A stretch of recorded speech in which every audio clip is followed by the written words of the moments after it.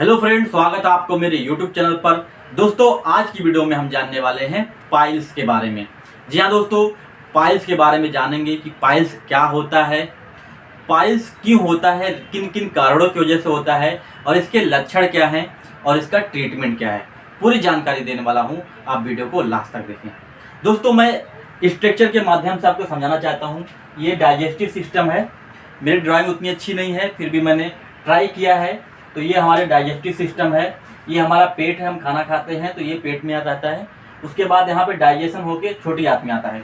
जितने न्यूट्रिएंट होते हैं वो चले जाते हैं ब्लड स्ट्रीम में। बाकी जो वेस्ट मटेरियल होता है वो हमारी बड़ी आंत से होते हुए यहाँ पे मलाशय मतलब रेक्टम में रह जाता है। तो ये बेसिकली मैंने बताया है, इसके बारे में मैं बाद में समझाऊंगा।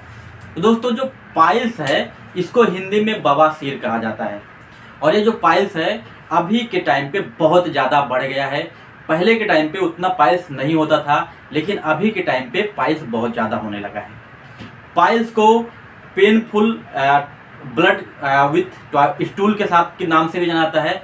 Stool with blood painful, painful stool with blood, ऐसा भी है। इसमें क्या होता है, जब आप टॉयलेट करने जाते हो तो क्या होता है कि जब टॉयलेट करोगे तो वहाँ पे बहुत ज़्यादा दर्द होगा टॉयलेट के टाइम पे, और स्टूल के साथ टॉयलेट के साथ आपको ब्लड देखने को मिलता है।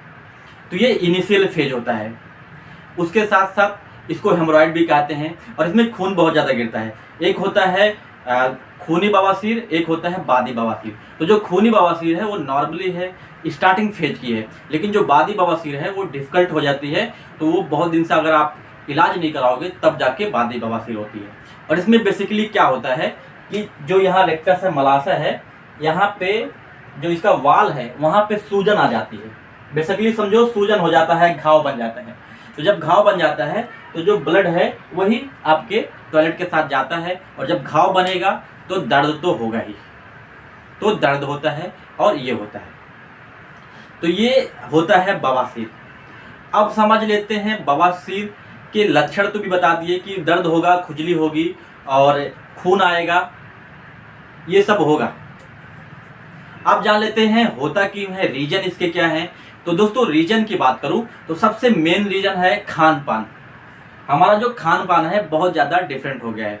अगर आप तेल मसाले वाला खाना बहुत ज़्यादा खा रहे हो तो जाहिर सी बात है आपको ये पाइल्स होने वाला ही है।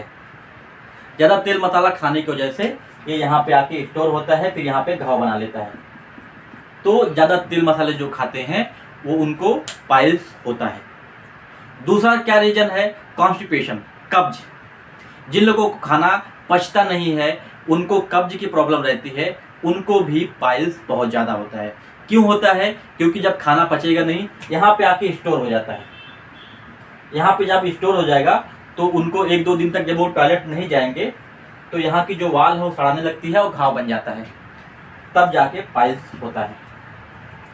और क्या रीजन है पाइल्स का, एक और रीजन है कि आप जो टॉयलेट है 2 दिन 3 दिन 4 दिन रुक रुक के जा रहे हो तो भी आपका यहाँ पे इन्फ्लामेशन हो जाएगा, सूजन हो जाएगा, घाव बन जाएगा, तब आपको टॉयलेट के साथ ब्लड आएगा, तो उसकी वजह से भी पाइल्स होता है। तो ये है नॉर्मली स्टेज, ये पहला स्टेज बोल सकते हो। इसको नॉर्मली दवा से ठीक किया जा सकता है, नहीं तो बहुत सारे घरेलू नुस्खे हैं उसके द्वारा ठीक किया जाता है। और कोई दवा भी ना खाएं, आप तेल मसाला छोड़ दें और थोड़ा खाना कम खाएं, पानी का ज़्यादा सेवन करें तो भी नॉर्मली ठीक हो जाता है। तो यहाँ पे क्या होता है, जब ये होता है तो बहुत सारे लोग क्या करते हैं, इस पर ध्यान नहीं देते हैं। ध्यान ना देने की वजह से क्या हो जाता है कि ये बढ़ जाता है, तब जाते बढ़ के क्या हो जाता है, बादी बवासीर। बादी बवासीर से यहाँ के जो लेयर है वो कट के गिरने लगती है, तो उसमें वो बहुत आगे बढ़ जाता है, जिसकी वजह से क्या होता है, आपको सीधा सर्जरी कराना पड़ता है, सीधा सर्जरी कराना पड़ता है। लेकिन जो नॉर्मली स्टेज है आपको उसको नॉर्मली कर सकते हो। देखो, आप बहुत सारे लोग गांव में अभी भी कहावत है कि आपको जब भी बवासीर होता है तो आपको ठंडा चीज़ खाने के लिए बोलेंगे या आपको सादा खाना खाने के लिए बोलेंगे। तो जब नॉर्मली अगर किसी को स्टूल के साथ टॉयलेट के साथ खून आ रहा है तो आप क्या करें, एकदम सादा खाना खाएं, तेल मसाला बिल्कुल भी खाना छोड़ दें, एकदम सादा खाना खाएं और ज़्यादा से ज़्यादा पानी पिएं। और अपना जो लैट्रिन उनका है टॉयलेट वो रोक के ना रखें, हर टाइम पे उसको जाके करके आएँ, सुबह शाम दोपहर में 2 से 3 बार। तो क्या होगा, आपका इधर स्टोर नहीं होगा और वो जल्दी से ठीक हो जाएगा। तो इस समय से आप नॉर्मली इसको ठीक कर सकते हैं। अब बात कर लेते हैं इसके ट्रीटमेंट के बारे में। तो इसके बहुत सारे ट्रीटमेंट हैं। सर्जरी है जो कि लास्ट स्टेप है, सर्जरी के द्वारा ठीक किया जाता है। उसके अलावा घरेलू नुस्खे हैं, खुद का केयर है कैसे करना है। उसके बाद ट्रीटमेंट इसकी जो है मेडिसिन के द्वारा है। तो इस वीडियो में हम समझ लेते हैं कि कौन कौन सी मेडिसिन के द्वारा हम इसका ट्रीटमेंट कर सकते हैं नॉर्मली। तो देखो, इसके ट्रीटमेंट की बात करूं तो सबसे पहले हमको एक एंटीबायोटिक लेना पड़ेगा। एक एंटीबायोटिक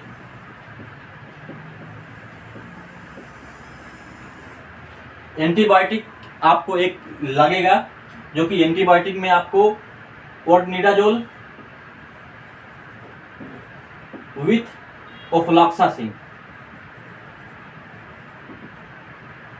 इसका जो ब्रांड नेम है, बहुत सारे ब्रांड हैं, O2 जो ब्रांड है सबसे फेमस है, आप O2 ले सकते हैं। इसको सुबह और शाम लेना रहता है। यह एक एंटीबायोटिक हो गया। उसके अलावा दूसरा जो एंटीबायोटिक है वो है amoxicillin with clonic acid 625 mg। इसके बहुत सारे ब्रांड हैं, क्लेवम करके ब्रांड है, वो आप ले सकते हैं। अगुमेंटिन है, ये आप ले सकते हो, इसको भी सुबह शाम। तो डॉक्टर एंटीबायोटिक में ओर्निडाजोल ओफ्लॉक्सासिन दे सकते हैं, या क्लेवम जिसमें एमॉक्सिसिलिन क्लोनिक एसिड है वो दे सकते हैं। इसके अलावा कोई और भी एंटीबायोटिक दे सकते हैं। तो इसको सुबह शाम खाना रहता है। तो ये क्या करता है, जितने भी अंदर की प्रॉब्लम है बैक्टीरिया के द्वारा बढ़ रहा है, तो उसको खत्म करने के लिए काम करता है। तो आप ये ले। उसके बाद एंटीबायोटिक के बाद दूसरा जो ट्रीटमेंट इसका है वो है ब्लड के साथ, ब्लड आता है और दर्द भी होता है। स्टूल के साथ ब्लड आता है तो ब्लीडिंग रोकने के लिए दवा दी जाती है, वो है इथामसिलेट।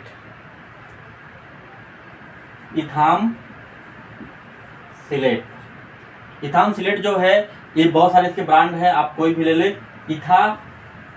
इथासिल करके एक ब्रांड है FDC का, आप ये ले सकते हैं। इसको भी सुबह शाम दिया जाता है 2 टाइम। तो आप इथामसिलेट में इथासिल ले सकते हैं। तीसरा क्या है कि ब्लीडिंग के साथ दर्द होता है, तो दर्द होगा तो उसके लिए एक ऑइंटमेंट आता है, और उसको घाव को सुखाने के लिए भी उसका काम आता है, उसको सेंसेशन करने के लिए या शून्य करने के लिए जिसको बोलते हैं वो आता है। तो आप स्मूथ क्रीम ले सकते हैं, स्मूथ ऑइंटमेंट का क्या होता है, वहाँ के जितने दर्द हैं वो सबको दूर करता है, सुखाने में भी मदद करता है। तो स्मूथ ऑइंटमेंट ले सकते हैं। इसमें लिग्नोकेन होता है, एलोंटाइन होता है, जिंक होता है, और इसके बहुत सारे ब्रांड हैं, आप दूसरी कंपनी का भी ले सकते हो। तो तीसरा जो है स्मूथ है। चौथा जो है दर्द होता है, तो दर्द में आप पेन किलर ले सकते हो, जिसमें से बेहतर सबसे ज़्यादा जीरोडॉल पी, पैरासीटामॉल विद एसाइक्लोफिनेट। इसमें आइबोप्रोफेन पैरासीटामॉल भी देते हैं, बट जीरोडॉल पी आप ले सकते हो, बहुत फेमस ब्रांड है, कोई भी मेडिकल पे मिल जाएगा, या आपको लगेगा तो कोई और भी इसी में से ले सकते हो। ये हो गया। तो इसमें से एक घाव सुखाने के लिए एंटीबायोटिक हो गया, ब्लीडिंग को रोकने के लिए इथामसिलेट हो गया, ये आपको दर्द और घाव सुखाने के लिए काम करता है, और ये दर्द के लिए काम करता है। इसके अलावा आप एक ले सकते हो पाइलेक्स, हिमालय का पाइलेक्स, ये भी काफ़ी ज़्यादा हेल्पफुल करता है पाइलेक्स। इसको भी सुबह शाम लेना रहता है, पाइलेक्स ले सकते हो। और ये जो दर्द की दवा है इसको भी सुबह शाम ही लेना है। स्मूथ को 2 से 3 बार आपको लगाना है, आपके अनस जो होता है यहाँ पे लगाना रहता है, ताकि वहाँ पे जाके बाहरी जो सूजन हुआ है या घाव हुआ है उसको ठीक करने के लिए। ये हो गया। लास्ट जो है वो है लैक्जेटिव सिरप। कोई भी लैक्जेटिव सिरप आप ले लो, बहुत सारे हैं, लैक्टुलोज है, PG4000 है, उसके अलावा आपको सोडियम पिकोसल्फेट है, तो बहुत सारे हैं, उसमें से आप कोई भी ले सकते हो। वो क्या करता है कि आपका जो पेट का जो बदहजमी है उसको दूर करता है, और जो आपका स्टूल कड़क हो जाता है तो उसको क्या करता है, वो सॉफ्ट कर देता है, जिसकी वजह से आपका जो स्टूल है इजीली पास हो और आपको ये जैसी प्रॉब्लम ना हो। तो देखो, लैक्सोलाइट में बहुत सारे हैं, आप लूज ले सकते हो, क्रीमाफिन ले सकते हो, डूफालैक ले सकते हो। उसके बाद इसके अलावा आप ले सकते हो मॉम मैग्नाफ मिल्क ऑफ मैग्नीशिया, पिकलिन ले सकते हो और मूव आउट ले सकते हो। तो लैक्सेटिव में बहुत सारे हैं, आप इसमें से कोई भी ले सकते हो। तो नॉर्मली ट्रीटमेंट के लिए आपको ये सब दवाइयाँ करनी पड़ेगी, तो आप ये ले सकते हो। और ये सब में से कोई भी दवा नहीं छोड़ सकते क्योंकि सब दवा काम की ही है। और अगर बात करें इसके ड्यूरेशन की, तो आपको 5 दिन या 7 दिन तक लेना रहेगा। और अगर 5 से 7 दिन में आराम नहीं होता है तो आपको ये 10 से 15 दिन भी लेना पड़ेगा। 10 से 15 दिन में नॉर्मली आपको आराम मिल जाएगा और आपका जो पाइल्स है या बवासीर है वो ठीक हो जाएगा।